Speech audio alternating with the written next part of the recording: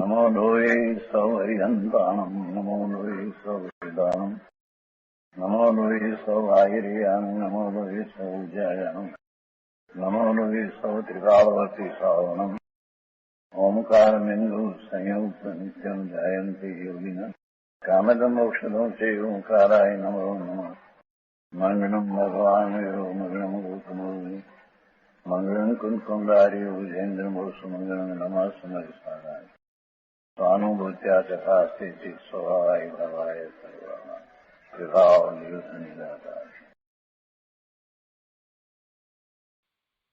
समयसार भगवान कुंकुंदाचार्य रचित समयसार तथा भगवान अमृतचंद्राचार्य रचित आत्मख्याति टीका कलश सहित एनो स्वाध्याय चाले छे। एमां सर्व विशुद्ध ज्ञान अधिकार में गाथा 318 અને કળશ 198 સુધી સ્વાધ્યાય કર્યો છે। ગાથા 318 માં એ વાત આવી કે જ્ઞાની જે વૈરાગ્યને પામેલો છે એવો જ્ઞાની એ કર્મફળને જાણે છે પણ એને તે વેદતો નથી, એટલે એનો એ અવેદક છે। અને એવા જ અર્થનું કલશરૂપ કાવ્ય 198 કહ્યું। એમાં પણ એ જ વાત આવી કે જ્ઞાની કર્મને કરતો નથી અને કર્મને વેદતો પણ નથી, પરંતુ તે કર્મના સ્વભાવને માત્ર જાણે જ છે અને એમ કે કેવળ જાણતો થકો કરવાના અને ભોગવવાના અભાવને કારણે શુદ્ધ સ્વભાવમાં નિશ્ચળ એવો તે ખરેખર મુક્ત જ છે।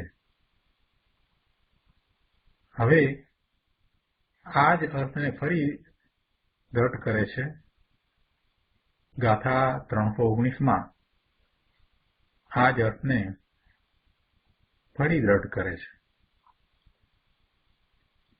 गाथा 319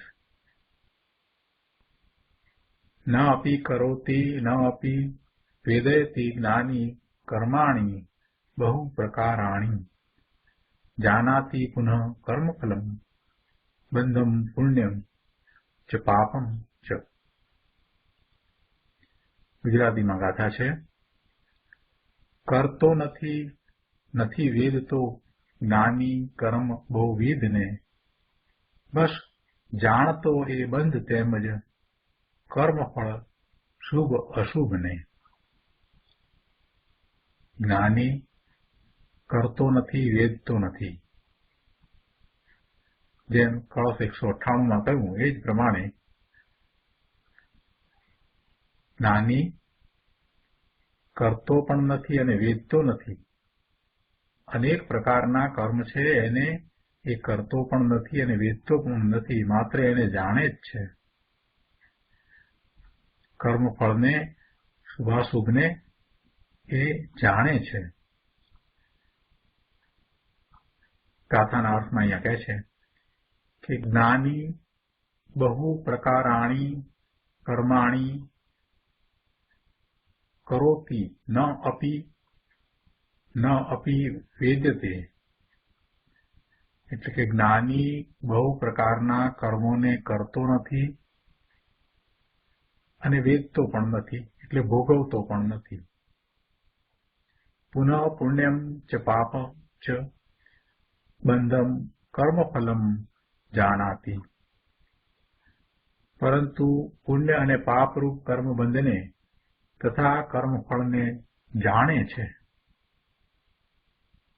જ્ઞાની अनेक प्रकारना कर्मोने करतो पण नथी, वेदतो पण नथी, एटले के भोगवतो पण नथी, परंतु पुण्य अने पापरूप कर्मबंधने जाणे छे अने तेना कर्मफळने जाणे छे।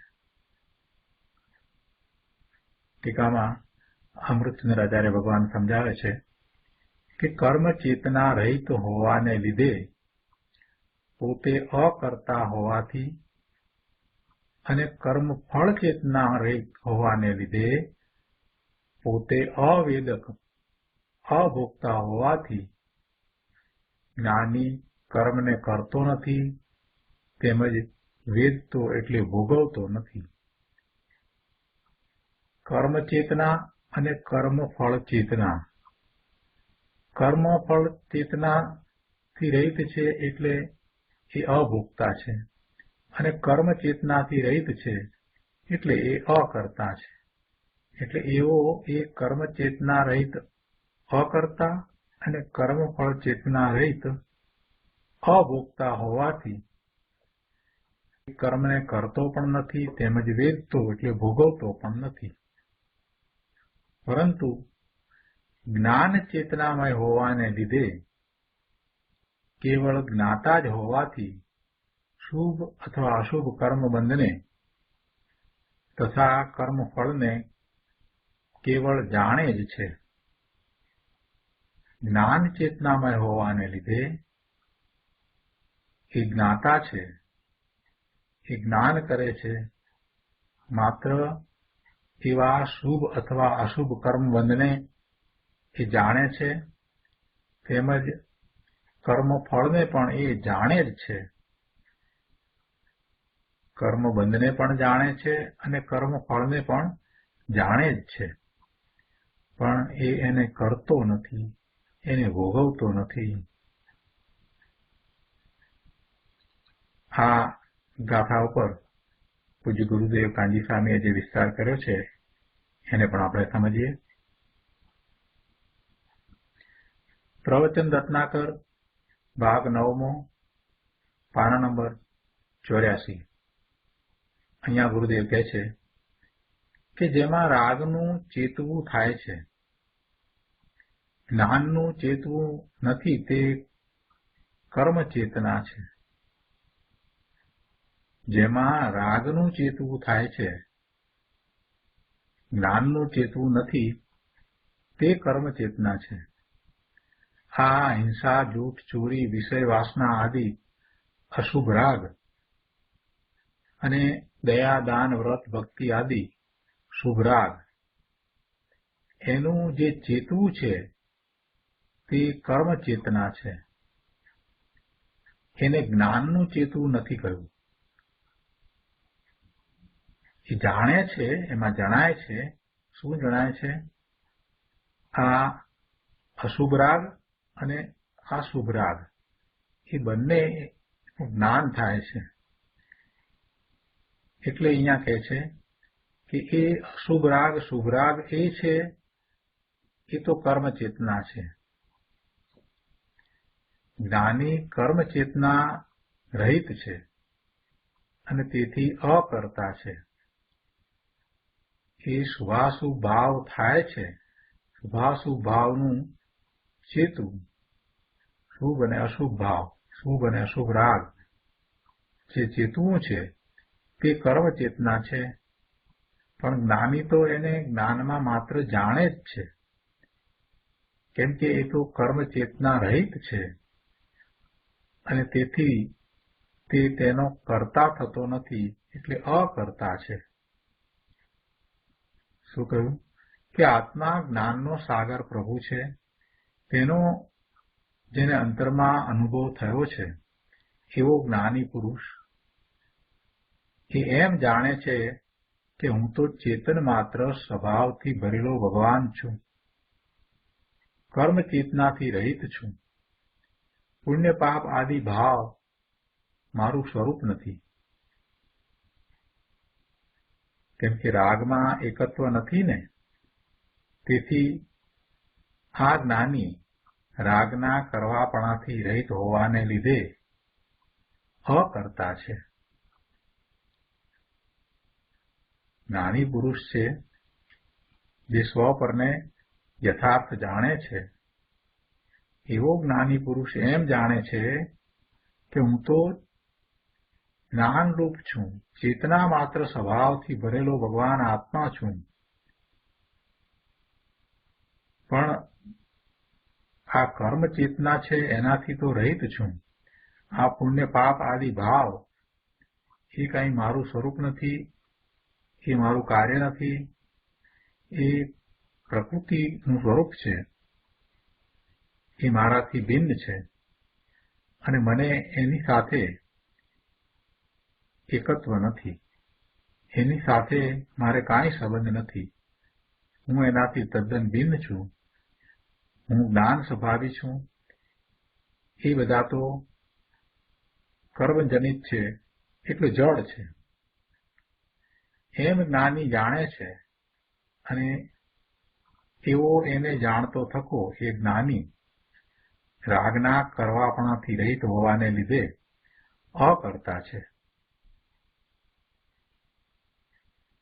તો પ્રશ્ન થાય કે શું ધર્મીને રાગ હોતો નથી? જ્ઞાનીને રાગ હોતો જ નથી? જ્ઞાનીને, સમ્યક દ્રષ્ટિને, ધર્મીને રાગ હોય છે, એને રાગનો ભાવ પણ થાય છે, શુભ કે અશુભ ભાવ પણ થાય છે, પણ પોતાના સ્વરૂપને એને જાણ્યું છે એટલે જે ભાવ થયો એ પોતાનો નહીં. ભાવ થયો તો ભલે થયો, પણ એ ભાવરૂપ હું નથી. એ ભાવ થયો એમાં કાંઈક મારા પુરુષાર્થની નબળાઈ છે. એ ભાવ થયો એ કર્મના ઉદયને કારણે થયો છે.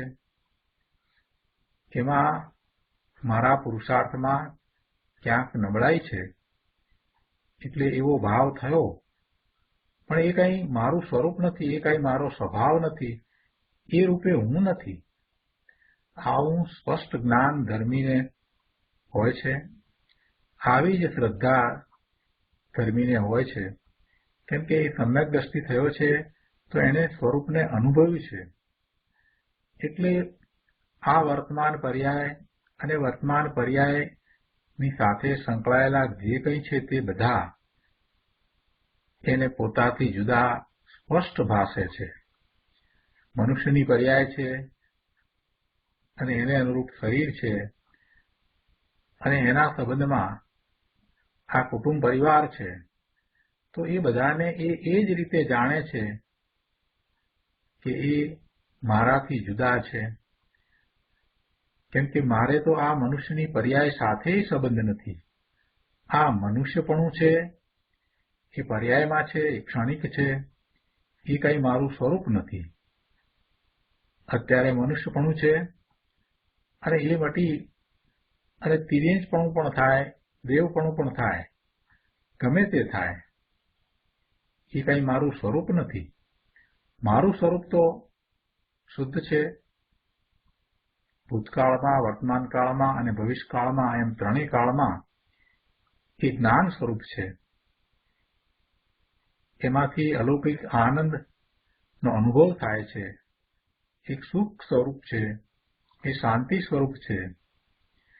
એવું મારું તો સ્વરૂપ છે. એટલે એક વખત આવો અનુભવ થયા પછી એ પોતાના સ્વરૂપને ભૂલતો નથી. એટલે બીજું બધું જે દેખાય છે એમાં એને કાંઈ રુચિ થતી નથી, એમાં કાંઈ રાગ થતો નથી. એટલે ધર્મી સમ્યક દ્રષ્ટિની આવી માન્યતા અને શ્રદ્ધા છે તે અનુભવ પછીની છે. એટલે એમાં કાંઈ આશ્ચર્ય પામવા જેવું નથી કે ધર્મીને રાગ ન હોય, ધર્મીને આ પરમાં રુચિ ન હોય, તેમાં કાંઈ આશ્ચર્ય પામવા જેવું નથી. કેમ કે પોતાનું સ્વરૂપ જાણ્યું છે પછી એ પોતે પોતાને તે રૂપે અનુભવે, માને, શ્રદ્ધે, એમાં આશ્ચર્ય કરવા જેવું શું છે? અને જ્યારે એ પોતે પોતાને સાચા સ્વરૂપે શ્રદ્ધે, માને, અનુભવે, તો પછી બીજાને ક્યાંથી પોતારૂપ માને? કર્મના ઉદય છે એને કારણે જે સંયોગો છે એને એ પોતારૂપ નથી માનતો.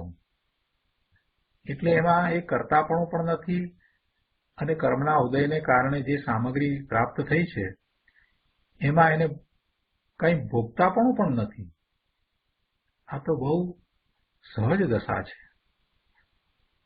એટલે ધર્મીને પોતાના પુરુષાર્થમાં નબળાઈ હોય ત્યારે એને રાગ હોય છે, પણ એનું એને સ્વામીપણું નથી. જેને સચ્ચિદાનંદમય નિજ આત્મ વસ્તુનું સ્વામીપણું થયું છે, એવા ધર્મીને રાગનું સ્વામીપણું છૂટી ગયું છે. જેમ બે ઘોડે સવારી થાય નહીં, તેમ આત્માનું અને રાગનું બંનેનું સ્વામીપણું બનતું નથી.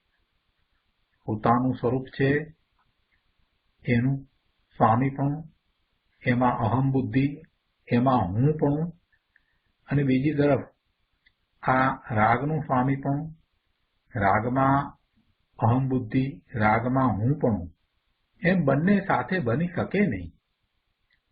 જો પોતાનું શુદ્ધ સ્વરૂપ જાણ્યું છે એ રૂપે હું છું, તો પછી હું રાગ રૂપે ક્યાંથી થાઉં? જ્ઞાનીની આવી દ્રષ્ટિ છે. તેથી આનંદના નાથ ભગવાન આત્માનું જેને સ્વામીપણું થયું છે, તેને રાગનું સ્વામીપણું થતું નથી, અને તેથી તે રાગનો કરતા પણ નથી, રાગનો ભોગતા પણ નથી, માત્ર એનો જાણનાર છે. જ્ઞાની રાગનો અકર્તા છે, જ્ઞાની એનો જાણનાર છે. જાણનાર તો એ બંનેનો છે. જ્ઞાની જાણનાર બંનેનો છે. શેનો બંનેનો છે? પોતાના સ્વરૂપનો પણ જાણનાર છે અને રાગનો પણ જાણનાર છે. પણ એ સ્વામી બંનેનો નથી. સ્વામી તો પોતાના સ્વરૂપનો છે, રાગનો સ્વામી નથી. જાણે છે તો બધાને, પણ પોતાનું સ્વરૂપ એનો એ સ્વામી છે, રાગનો એ સ્વામી નથી. વળી જ્ઞાની કર્મફળ ચેતના રહિત હોવાને લીધે પોતે અવેદક છે. વિકાર અર્થાત હરખ શોકનું, સુખ દુઃખનું જે ચેતવું થાય તે કર્મફળ ચેતના છે. આ વિકારી પરિણામ થયા, હરખના, શોકના, સુખના, દુઃખના, સાતાના, અસાતાના જે પરિણામ થયા, એ જે ચેતવું થયું તે કર્મફળ ચેતના છે.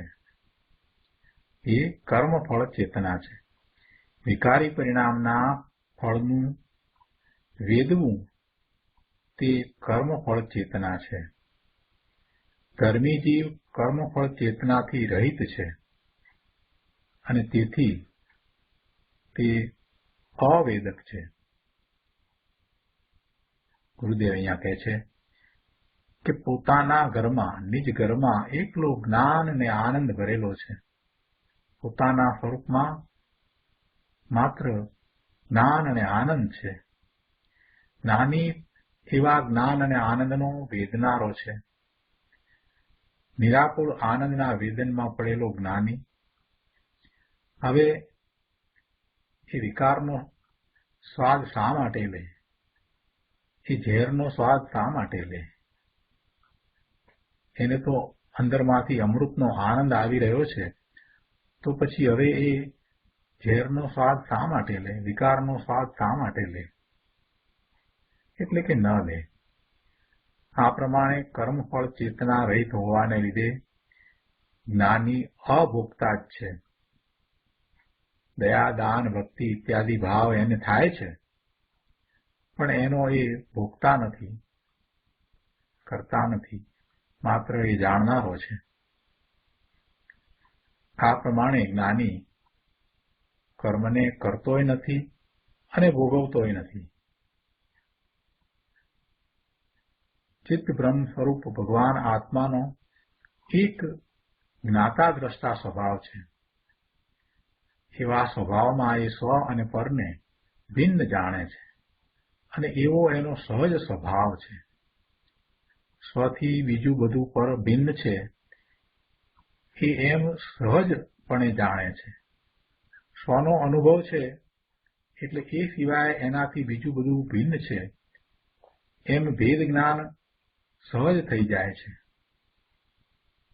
પહેલા વિકલ્પ સહિત ભેદ જ્ઞાન કરે છે, અને પછી પોતાના જ્ઞાન દર્શનના ઉપયોગને ધ્રુવ તરફ ઢાળે છે, અને સ્વરૂપનું લક્ષ કરે છે અને ત્યાં જ એકાગ્રતા કરે છે, ત્યારે એને પોતાનું સ્વરૂપ અનુભવમાં આવે છે. એટલે એ સ્વને જાણે છે, સ્વને અનુભવે છે, સ્વમાંથી આવતા અતિન્દ્રિય આનંદને અનુભવે છે. અલૌકિક આનંદનું એને વેદન છે અને પોતાને સ્વને આ હું એમ એ જાણે છે. હવે આવી દ્રષ્ટિ થઈ છે, આવો અનુભવ થયો છે, એવા જ્ઞાનીને પછી પરમા હું પણ ક્યાંથી લાગે, પરમા આનંદ ક્યાંથી આવે? નિજ સ્વભાવનો અનુભવ આવ્યો એવા જ્ઞાનીને એક જ્ઞાન ચેતના જ છે. એને કર્મ ચેતના નથી, કર્મફળ ચેતના પણ નથી. જ્ઞાન ચેતનામય હોવાને લીધે, એટલે કે કેવળ જ્ઞાતા જ હોવાને લીધે જ્ઞાની શુભ અને અશુભ બંને પ્રકારના બંધથી નિવર્ત્યો છે. એટલે કે જ્ઞાની શુભાશુભ કર્મબંધને તથા કર્મફળને કેવળ જાણે જ છે. બહુ સરસ વાત આમાં તો કરી દીધી. અહીંયા 3 વાત કરી છે. પહેલી વાત તો એ છે કે જ્ઞાની કર્મ ચેતના રહિત હોવાથી અકર્તા છે. કર્મનો કે રાગનો એ કરતા નથી. કર્મ અને રાગ એનાથી જુદા છે, એનો એ કરતા નથી. જ્ઞાની કર્મ ચેતના રહિત હોવાથી અકર્તા છે. કર્મનો એટલે રાગનો કરતા નથી. એ ભાવ કર્મનો પણ કરતા નથી, દ્રવ્ય કર્મનો પણ કરતા નથી. એ માત્ર પોતાના સ્વભાવ ભાવનો કરતા છે, બાકી બીજા કોઈનો કરતા નથી. એ ત્રિકાળ શુદ્ધ છે, જ્ઞાન સ્વભાવી છે, એ જાણવા દેખવા વાળો છે, પણ કાંઈ કરવા વાળો નથી. એને કોઈનું કાંઈ કરવું નથી. સ્વનું લક્ષ થતા આ વાત સમજાય છે, પણ સ્વનું લક્ષ નથી થયું તો પણ વસ્તુનું સ્વરૂપ તો આવું જ છે. અજ્ઞાનીનું પણ અંદરથી સ્વરૂપ તો આવું જ છે. શક્તિ અપેક્ષાએ ભગવાન એવો ને એવો શુદ્ધ ત્રિકાળ જ્ઞાયક અંદરમાં બધા જીવોને પડ્યો છે. જેને એનું લક્ષ થયું છે એને પણ એમ છે, જેને એનું લક્ષ નથી થયું એને પણ એમ છે, જેને એનું લક્ષ થયું છે, પુરુષાર્થ થયો છે એને પણ એમ છે, અને જેને એને પર્યાયમાં પૂર્ણપણે પ્રગટ કરી દીધો છે એને પણ એમ છે. ભગવાન આત્મા તો ત્રિકાળ જ્ઞાયક જ્ઞાયક જ્ઞાયક શુદ્ધ છે. એટલે એના સ્વરૂપમાં તો એ કર્મ ચેતના પણ નથી અને કર્મફળ ચેતના પણ નથી, કાંઈ નથી. એવો એ આ ભગવાન આત્મા છે. એની અહીંયા વાત સમજાવી છે કે 3 વાત મુખ્ય છે અહીંયા. પહેલી વાત એ કે જ્ઞાની કર્મ ચેતના રહિત હોવાથી અકર્તા છે, એટલે કે કર્મનો અને રાગનો કરતા નથી. બીજી વાત એ છે કે જ્ઞાની કર્મફળ ચેતના રહિત હોવાથી અવેદક છે. કર્મના ઉદય આવે અને એ ફળ આપી અને ખરી જાય, નેજરી જાય એટલે નેજરા થઈ જાય. કર્મનો બંધ પડે છે, તેમાં પ્રકૃતિ બંધ છે, પ્રદેશ બંધ છે, અનુભાગ છે અને સ્થિતિ બંધ છે.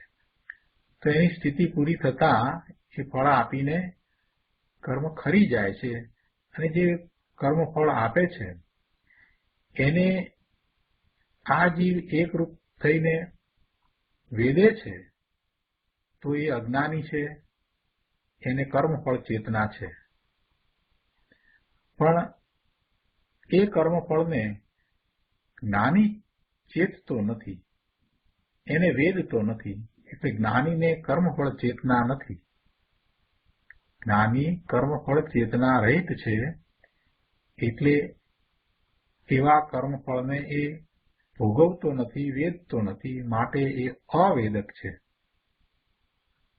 કર્મફળનો એટલે સુખ દુઃખ આદિનો એ વેદનારો નથી, એનો ભોગવનારો ભોગતા નથી. ત્રીજી વાત, જ્ઞાની જ્ઞાન ચેતનામય હોવાથી કેવળ જ્ઞાતા જ છે. જ્ઞાની જ્ઞાન ચેતનામય હોવાથી એ ત્રણેય કાળે જ્ઞાન ચેતનામય છે, એટલે માત્ર એ જાણનારો જ છે, એ જ્ઞાતા જ છે. શુભાશુભ કર્મને અને કર્મફળને કેવળ જાણે જ છે, એને કરતો નથી. ગુરુદેવ કહે છે કે આવો સાક્ષીપણે માત્ર જાણનાર જ રહે એવો ધર્મી પુરુષ હોય છે. સમ્યક દ્રષ્ટિની આવી અદભુત દશા હોય છે. તો આ રીતે ગાથા 119 પૂરી થાય છે. હવે ગાથા 119 પછી પૂછે છે કે જ્ઞાની કરતો ભોગવતો નથી, જાણે જ છે, તો એ કઈ રીતે? આ વાત 119 કરી એટલે કહે છે કે જ્ઞાની કરતો ભોગવતો નથી એ વાત તો સમજ્યા, પણ એ કઈ રીતે? તો એને દ્રષ્ટાંતપૂર્વક કુંકુંદાચાર્ય ભગવાન સમજાવે છે. ગાથા 320. ગાથા 320 ઘણી મહત્વની ગાથા છે. સમયકારની ટીકા ઘણા મહાપુરુષોએ લખી છે. એમાં વર્તમાનમાં ભરત ક્ષેત્રને વિશે સર્વોત્તમ ટીકા તો અમૃતચંદ્રાચાર્ય ભગવાનની આત્મખ્યાતિ ટીકા જ છે. પરંતુ જયસેન આચાર્યની ટીકા, તાત્પર્યવૃત્તિ નામની એમની ટીકા પણ એટલી જ મહત્વની છે.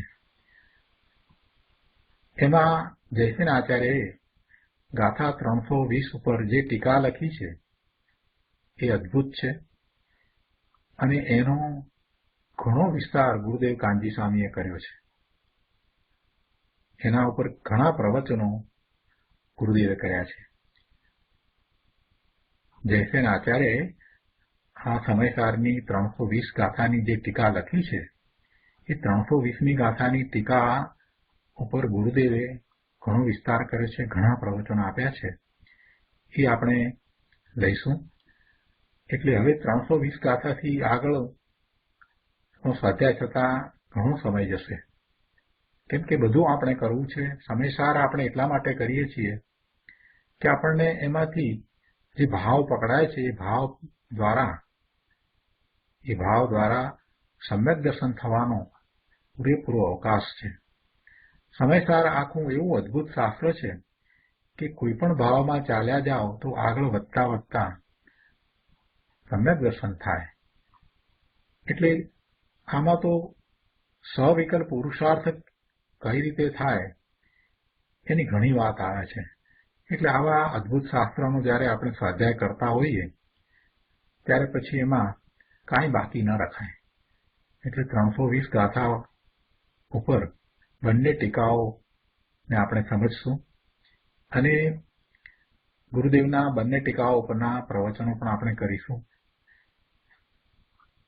ભલે ગમે તેટલો સમય જાય પણ આ બધું આપણે બરાબર કરીશું, કેમ કે એમાંથી પ્રયોજનભૂત વાત ઘણી જાણવાની મળે તેમ છે. અને ખાસ કરીને 320મી ગાથા ઉપરના જે જયસેન આચાર્ય ભગવાનની ટીકા ઉપરના પ્રવચનોમાંથી તો એમ કહીએ કે આખો મોક્ષનો માર્ગ આપણને મળી જાય એટલી બધી વાત ગુરુદેવે સમજાવી છે. તો આપણે એ ગાથાની આજે શરૂઆત કરીએ છીએ. ગાથા 320.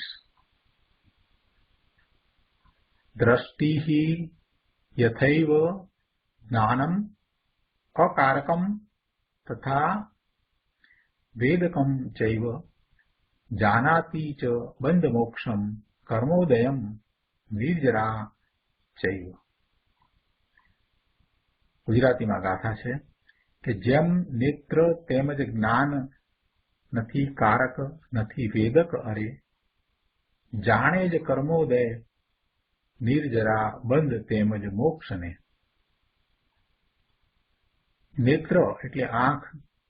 આંખની જેમ જ જ્ઞાન છે. જેમ આંખ માત્ર જુએ છે પણ કાંઈ કરતી નથી, કાંઈ વેદતી નથી, તેવી રીતે આ જ્ઞાન છે એ કરતું પણ નથી અને વેદતું પણ નથી. કર્મોદયને પણ જાણે છે, નિજરાને પણ જાણે છે, બંધને પણ જાણે છે, મોક્ષને પણ જાણે છે.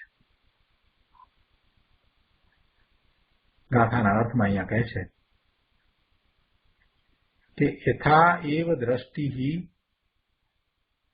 જેમ નેત્ર દેખે છે, જેમ નેત્ર છે એટલે કે જેમ નેત્ર દ્રશ્ય પદાર્થને કરતું ભોગવતું નથી પણ દેખે જ છે,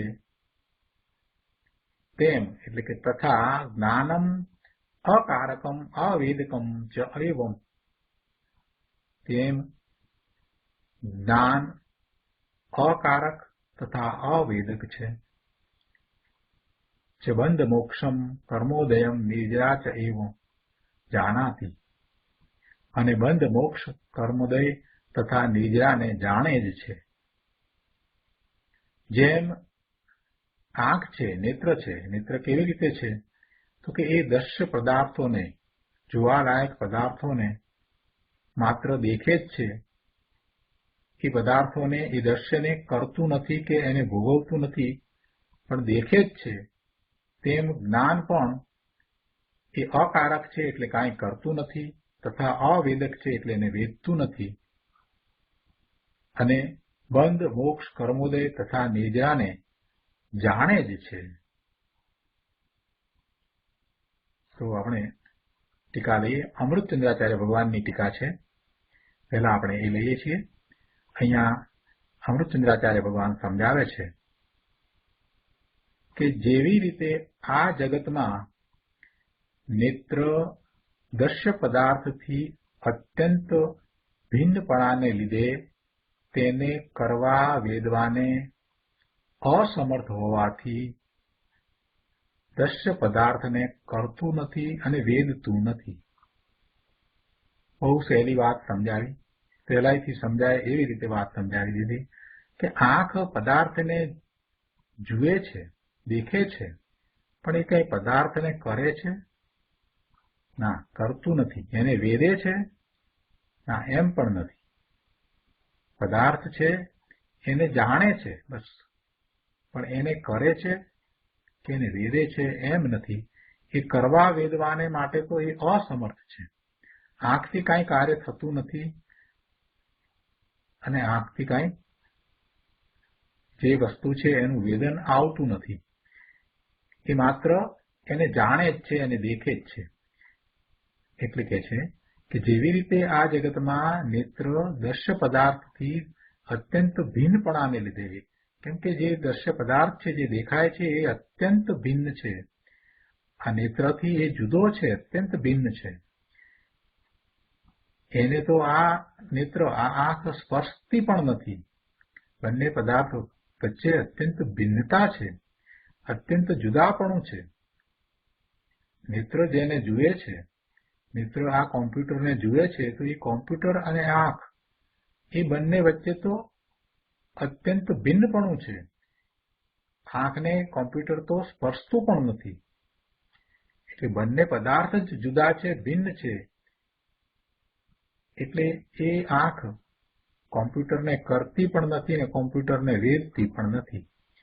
જેવી રીતે આ જગતમાં નેત્ર દ્રશ્ય પદાર્થથી અત્યંત ભિન્નપણાને લીધે તેને કરવા અને વેદવાને અસમર્થ હોવાથી એ દ્રશ્ય પદાર્થને કરતું નથી અને વેદતું નથી.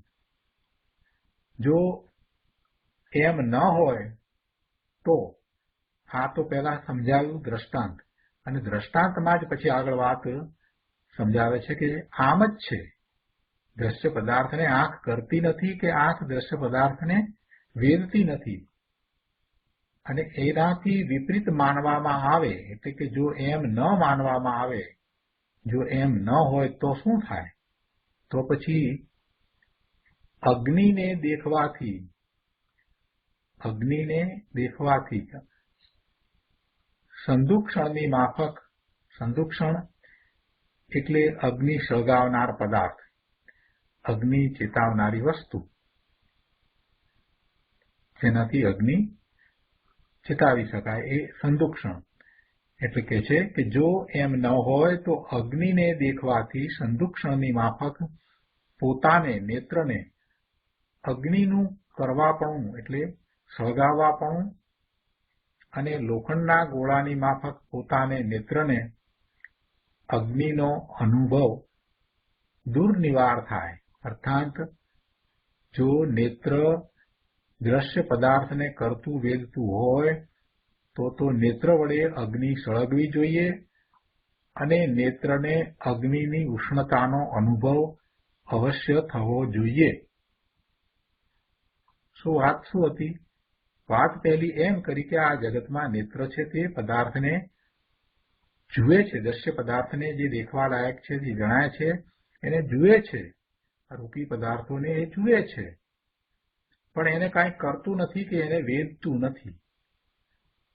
હવે જો કોઈ એમ કે ના એ આંખ એ કરે પણ છે અને વેદે છે તો શું થાય? તો કે છે કે આ અગ્નિને દેખે, દૂરથી દૂર અગ્નિ હોય તો એને દેખે તો એ અગ્નિનો એને અનુભવ થવો જોઈએ. જેમ લોખંડનો ગોળો હોય એને અગ્નિની સાથે રાખતા, તપાવતા એ ગરમ થાય છે, એવી રીતે આ આંખને એનો એવો અગ્નિનો અનુભવ થવો જોઈએ. પણ એ દૂર દેખાતી અગ્નિને માત્ર જુએ છે, એને એ અગ્નિને અનુભવતો નથી. કોણ? એ નેત્ર, એ આંખ એને અનુભવતી નથી, નેત્ર એને અનુભવતું નથી. અને બીજી વાત એ છે કે અગ્નિને એ કરતી પણ નથી. સંદુક્ષણની માફક એટલે કે જે અગ્નિ સળગાવનાર પદાર્થ છે એની માફક એ આંખ અગ્નિને સળગાવતી નથી. દિવાસળીની માફક અથવા તો પેલા ચકમક પથ્થર ક્યાં એની માફક આંખ કઈ જે અગ્નિ છે એને સળગાવતી નથી. એટલે અગ્નિનું ઉદાહરણ આપી અને એમ સમજાવ્યું કે જેમ આંખ દ્વારા અગ્નિ સળગાવી શકાતી નથી કે આંખ દ્વારા અગ્નિનો અનુભવ થઈ શકતો નથી, માત્ર આંખથી તો અગ્નિ દેખાય છે. તો પછી એ જ રીતે જ્ઞાન વિશે વિચારવું. હવે આ દ્રષ્ટાંત પૂરું સમજાવી અને પછી વાત જ્ઞાનની કરવી છે. તો અહીંયા કે છે કે જેવી રીતે આ જગતમાં નેત્ર દ્રશ્ય પદાર્થથી અત્યંત ભિન્નપણાને લીધે દ્રશ્ય પદાર્થથી જુદું છે, અત્યંત ભિન્ન છે, તેથી તેને એક કરવા અથવા વેદવાને સમર્થ નથી. દ્રશ્ય પદાર્થને એ કરતું નથી અને વેદતું પણ નથી. જો એમ ન હોય તો અગ્નિને દેખવાથી સંદુક્ષણની માફક નેત્રને અગ્નિનું કરવાપણું એટલે કે સળગાવવાપણું થાય અને લોખંડના ગોળાની માફક પોતાને એટલે નેત્રને અગ્નિનો અનુભવ દુર્નિવાર થાય. અર્થાત જો નેત્ર દ્રશ્ય પદાર્થને કરતું વેદતું હોય તો નેત્ર વડે અગ્નિ સળગવી જોઈએ અને નેત્રને અગ્નિની ઉષ્ણતાનો અનુભવ અવશ્ય થવો જોઈએ. પરંતુ એમ તો થતું નથી. માટે નેત્ર દ્રશ્ય પદાર્થને કરતું નથી કે વેદતું નથી, પરંતુ કેવળ દર્શન માત્ર સ્વભાવવાળું હોવાથી તે સર્વને કેવળ દેખે જ છે. નેત્ર માત્ર દેખે છે, એ કરતું કે વેદતું નથી. આ દ્રષ્ટાંત કરી. હવે દ્રષ્ટાંત ઉપરથી સિદ્ધાંતને સમજવાનો છે.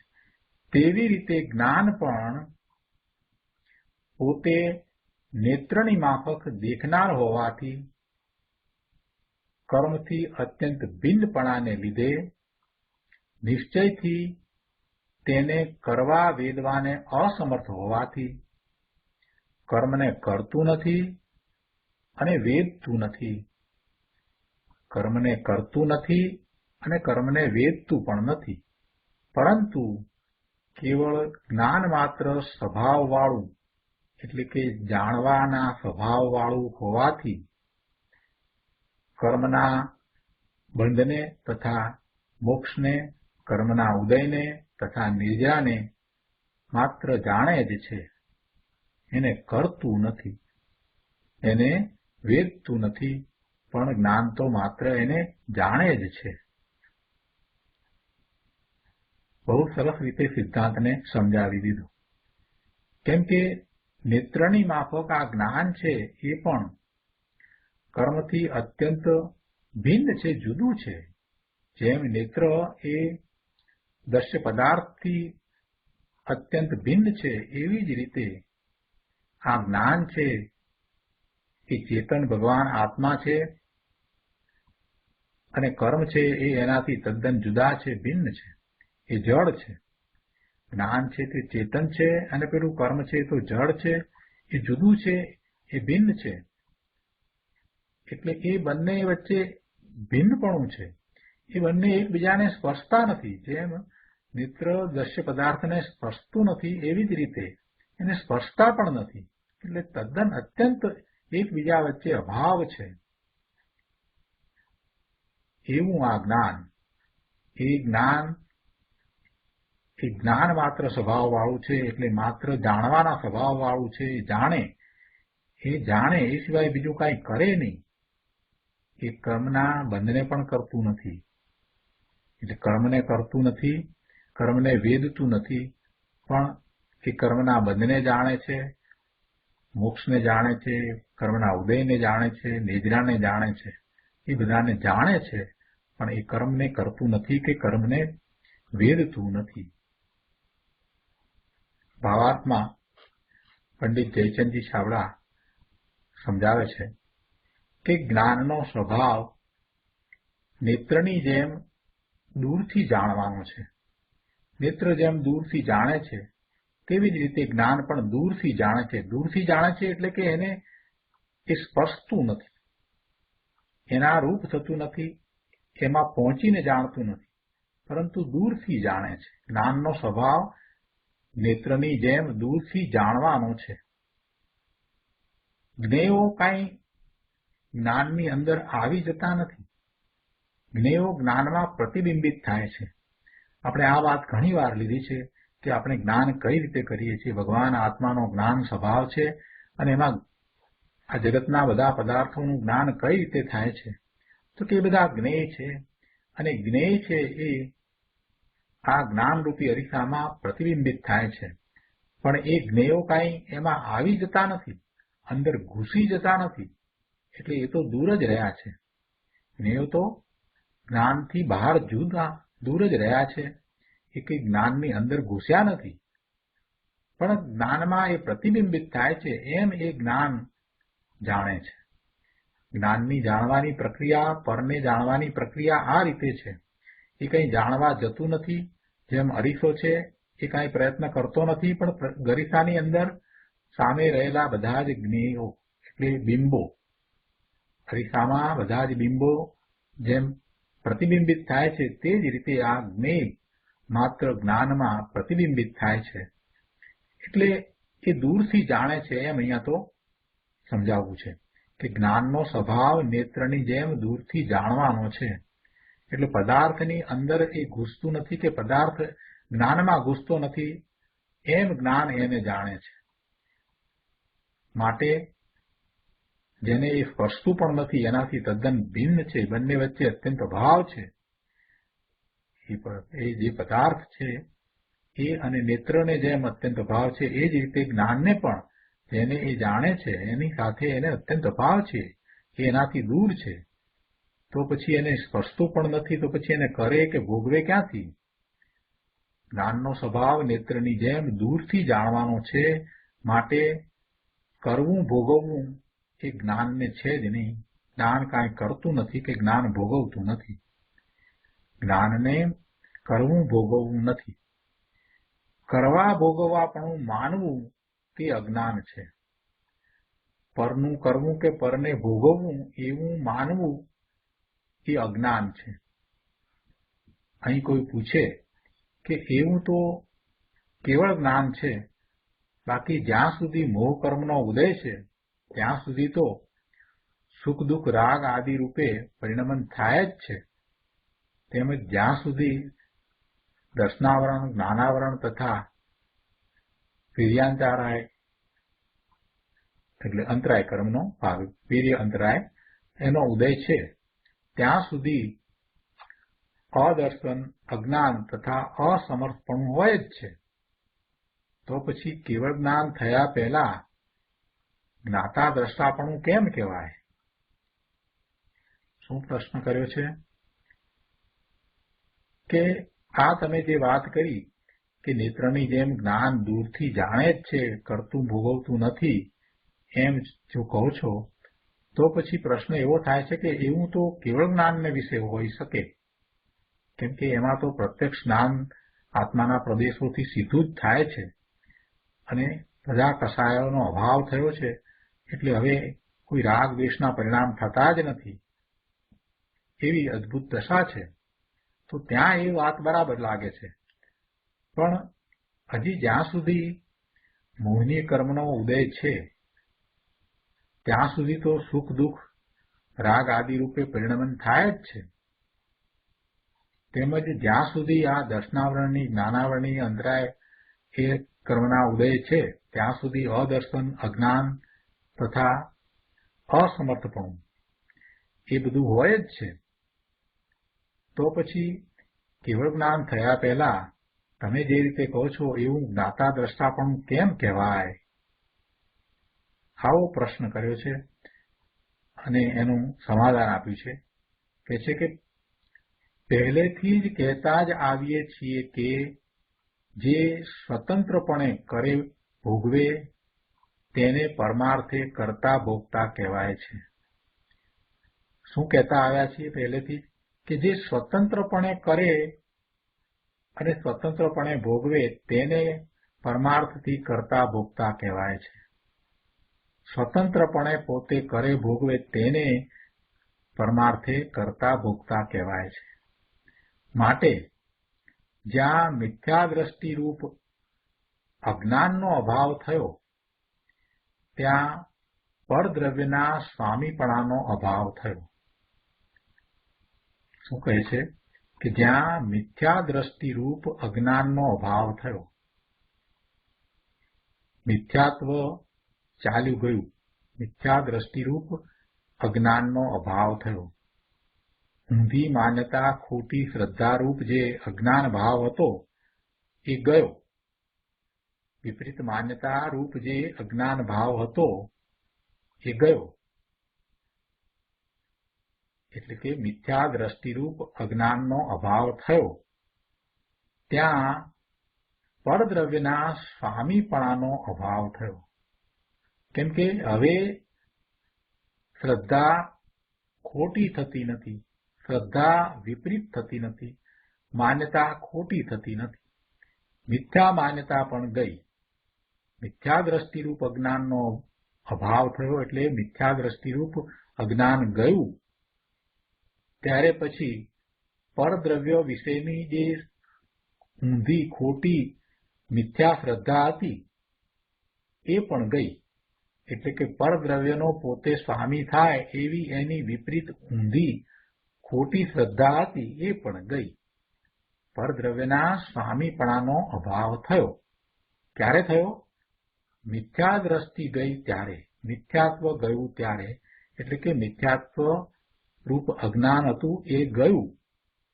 એટલે પછી હવે પરદ્રવ્ય વિશેની જે માન્યતા હતી કે પરદ્રવ્ય તે મારું, પરદ્રવ્યનો હું કરનારો, પરદ્રવ્યનો હું ભોગવનારો, પરદ્રવ્યનું જે સ્વામીપણું હતું એ ખોટી શ્રદ્ધા હતી, એ વિપરીત માન્યતા હતી. એ વિપરીત માન્યતા પણ હવે મિથ્યાત્વ ગયું એટલે ગઈ. મિથ્યાત્વ ગયું એટલે એ ઊંધી ખોટી શ્રદ્ધા પણ ગઈ. શું સમજાવ્યું છે? બહુ સરસ રીતે સમજાવ્યું છે પંડિતજીએ. કહે છે કે જ્યાં મિથ્યા દ્રષ્ટિરૂપ અજ્ઞાનનો અભાવ થયો ત્યાં પરદ્રવ્યના સ્વામીપણાનો અભાવ થયો અને ત્યારે જીવ જ્ઞાની થયો. મિથ્યા દ્રષ્ટિરૂપ જ્ઞાન ગયું એટલે જીવ જ્ઞાની થયો અને પરદ્રવ્યના સ્વામીપણાનું જે મિથ્યાત્વ હતું એ પણ ગયું. પરદ્રવ્યના સ્વામીપણારૂપ મિથ્યાત્વનો ભાવ પણ હવે ચાલ્યો ગયો. એટલે એવો જ્ઞાની થયો થકો સ્વતંત્રપણે તો એ કોઈનો કરતા ભોગતા થતો નથી. કેમ કે પરદ્રવ્યનું સ્વામીપણું તો એને ગયું, કેમ કે મિથ્યા માન્યતા ગઈ એટલે હવે એ પરદ્રવ્યનો સ્વામી થતો નથી. એ જ્ઞાની હવે પરદ્રવ્યનો સ્વામી થતો નથી એટલે સ્વતંત્રપણે એ કોઈનો કરતા ભોગતા થતો નથી. મિથ્યાત્વ જતા એને જ્ઞાન થયું, એ જ્ઞાની થયો. એની શ્રદ્ધા હતી એ પણ સમ્યક થઈ, એની વિપરીત શ્રદ્ધા હતી એ ચાલી ગઈ. પરદ્રવ્યનું સ્વામીપણું ગયું એટલે હવે એ પરદ્રવ્યનો કરતા કે ભોગતા થતો નથી. આ જીવ જ્યારે જ્ઞાન થયું ત્યારે હવે એ પોતે એવો જ્ઞાની થયો થકો સ્વતંત્રપણે પોતે પોતાની ઈચ્છાથી સ્વતંત્રપણે કોઈનો કરતા ભોગતા થતો નથી. પોતે જાણી જોઈને સ્વતંત્રપણે હવે કોઈનો કરતા ભોગતા થતો નથી. કેમ કે એને સત્ય સમજાઈ ગયું છે, મિથ્યાત્વ ગયું છે, અજ્ઞાન ગયું છે, એટલે હવે એ કોઈનો કરતા ભોગતા થતો નથી. એ સમજે છે કે આ પદાર્થ જુદો છે, એનું પરિણમન એના કારણે જે રીતે થઈ રહ્યું છે તે રીતે થાય છે. એનો હું કરવા વાળો નથી કે એનો હું ભોગવવા વાળો પણ નથી. એવું એને સ્પષ્ટ જ્ઞાન થયું છે. એવી જ એની શ્રદ્ધા છે. એટલે પંડિતજી સમજાવે છે કે ત્યારે જીવ જ્ઞાની થયો થકો સ્વતંત્રપણે તો કોઈનો કરતા ભોગતા થતો નથી. તથા એક વાત બીજી પણ છે કે પોતાની નબળાઈથી કર્મના ઉદયની બળજોરીથી જે કાર્ય થાય છે તેનો કરતા ભોગતા પરમાર્થ દ્રષ્ટિએ તેને કહેવાતો નથી. સ્વતંત્રપણે એ કોઈનો કરતા થતો નથી, છતાં પણ પોતાની નબળાઈ છે અને કર્મના ઉદયો બળવાન છે. તો જે કાર્ય થઈ રહ્યું છે એ કાર્ય એની સમીપમાં થઈ રહ્યું છે, એને કર્મના ઉદયો એવા બળવાન આવ્યા છે, તો એમ લાગે છે કે એ એનો કરતા ભોગતા હશે. પણ એને તો એમાં રુચિ નથી, એને તો એવી શ્રદ્ધા નથી, એને તો એમાં ઈષ્ટ બુદ્ધિ નથી. એટલે એ એનો પોતે જાણીને સ્વતંત્રપણે તો કરતા કે ભોગતા થતો નથી. પણ પોતાની નબળાઈ છે અને કર્મના ઉદયોનું બળ વધારે છે. તો એ વખતે એવું લાગે છે કે જાણે કે એ આ પરના કાર્યો કરે છે એવું લાગે. એની સમીપમાં એવા સંયોગો આવ્યા હોય તો એવું આપણને લાગે. પણ પેલા જ્ઞાનીને એમાં કાંઈ કરવાપણાનો ભાવ છે નહીં. એ કાંઈ એમાં રુચિથી કરે છે એમ નથી. કોઈને પુણ્યનો એવો ઉદય હોય તો એ જે કાંઈ કરે એમાં એ દરેક વખતે કમાય, લાખો રૂપિયા કમાય. જે કરે એ બધામાં એને કમાણી જ થાય. એટલે કોઈને એમ લાગે કે આ તો ખૂબ કમાય છે, ખૂબ કામ કરતા હશે, ખૂબ મહેનત કરતા હશે, ખૂબ પ્રયત્ન કરતા હશે અને એ કમાય છે. આ લાખો કરોડોના એ વેપારો કરીને બધામાંથી એ લાભ મેળવે છે, નફો કમાય છે. તો એનો અર્થ એ થાય છે કે ખૂબ કરતા હશે મહેનત, ખૂબ પ્રયત્ન કરતા હશે, ખૂબ જીવટ રાખતા હશે, બધું કરતા હશે એવું આપણને લાગે. પણ ખરેખર એ તો પુણ્યથી કમાય છે. પુણ્યને કારણે એવા સંયોગો એવા આવ્યા છે એટલે એ લક્ષ્મી આવે છે તો આવે છે. અને એ જો જ્ઞાની હોય તો એ લક્ષ્મીને પોતાની માને પણ નહીં. જે થાય છે તે થાય છે, લક્ષ્મી આવવાની છે તે આવે છે અને જવાની હશે ત્યારે જશે. એની સાથે મારે શું છે? હું ભગવાન આત્મા ત્રિકાળ નાયક શુદ્ધ જ્ઞાન દર્શન સ્વભાવી છું. મારે આ લક્ષ્મીને કાંઈ નથી. ન તો હું એને પ્રાપ્ત કરવા વાળો છું, ન તો હું એને ભોગવવા વાળો છું. જ્ઞાનીની દ્રષ્ટિ તો આવી હોય એટલે એ પોતે જાણીને સ્વતંત્રપણે એનો કરતા ભોગતા થતો જ નથી. પણ એવા કર્મના ઉદય આવ્યા છે તો એ બધું થઈ રહ્યું છે. વેપાર ધંધા થઈ રહ્યા છે, લાખોના ધંધા થઈ રહ્યા છે. દેશમાં 10 જગ્યાએ ઓફિસો ચાલતી હોય, કેટલાય લોકો એમની નીચે કામ કરતા હોય, આ બધું થાય તો થાય, પણ એનાથી એ થાય છે એમ ક્યાં થઈ રહ્યું છે? એટલે એના એ કરતા છે એમ ક્યાં છે? અને એ બધાને એ ભોગવે છે એમ પણ ક્યાં છે? જેની દ્રષ્ટિ આત્મા તરફ ગઈ છે એ પરનો કરતા ભોગતા થતો નથી. એ વાત તો આપણે ક્યારના કરતા આવ્યા છીએ. પહેલેથી જ એ વાત તો આપણે કરતા આવ્યા છીએ કે સ્વતંત્રપણે એ પોતે રુચિપૂર્વક જો કરતા ભોગતા થાય તો એને કરતા ભોગતા કહેવાય. અન્યથા પરમાર્થે એને કરતા ભોગતા કહેવાય નહીં. એની સમીપમાં એ ચાલી રહ્યું છે માટે કાંઈ એનો કરતા ભોગતા થઈ જાય એમ નથી. પંડિતજી આપણને એ સમજાવી રહ્યા છે. સ્વતંત્રપણે તો એ કોઈનો કરતા ભોગતા થતો નથી. એવો આ જ્ઞાની પોતાની નબળાઈથી, કર્મના ઉદયની બળજોરીથી જે કાર્ય થાય છે તેનો કરતા ભોગતા એને પરમાર્થ દ્રષ્ટિએ કહેવાતો નથી. વળી તે કાર્યના નિમિત્તે કાંઈક નવીન કર્મરજ લાગે પણ છે, કંઈક કર્મબંધ પણ એને પડે પણ છે. થોડોક હજી અંશે રાગ બાકી હોય તો એવો એને કર્મનો બંધ પણ પડે.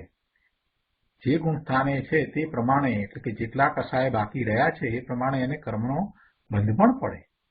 તો પણ તેને અહીં બંધમાં ગણવામાં આવતી નથી. એ મિથ્યાત્વ છે તે જ સંસાર છે. મિથ્યાત્વ ગયા પછી સંસારનો અભાવ જ થાય છે. જેમ સમુદ્રમાં બિંદુની કોઈ ગણતરી નથી, એવી રીતે કોઈ સહેજ એ કર્મરજ લાગી હોય તો એની કોઈ ગણતરી લેવામાં આવતી નથી. એટલે કે એવા નાના પ્રકારના કર્મબંધ પણ થાય તો એને કાંઈ ગણવામાં આવતું નથી. મુખ્યતાથી તો એમ જ કહેવાય કે જ્ઞાનીને કરતા ભોગતા ભાવ નથી અને કર્મનો બંધ નથી. ગૌણપણે જે હજી પોતાની નબળાઈને કારણે, પુરુષાર્થની નબળાઈને કારણે જે રાગના ભાવ છે તો એટલો એને બંધ પણ પડે છે, પણ એની અહીંયા ગણતરી કરવામાં આવી નથી. તો આજનો સ્વાધ્યાય આપણે અહીંયા સુધી રાખીએ છીએ. આગળની વાત આવતા સ્વાધ્યાયમાં લઈશું. હવે સુખધામ બોલીએ. સુખધામ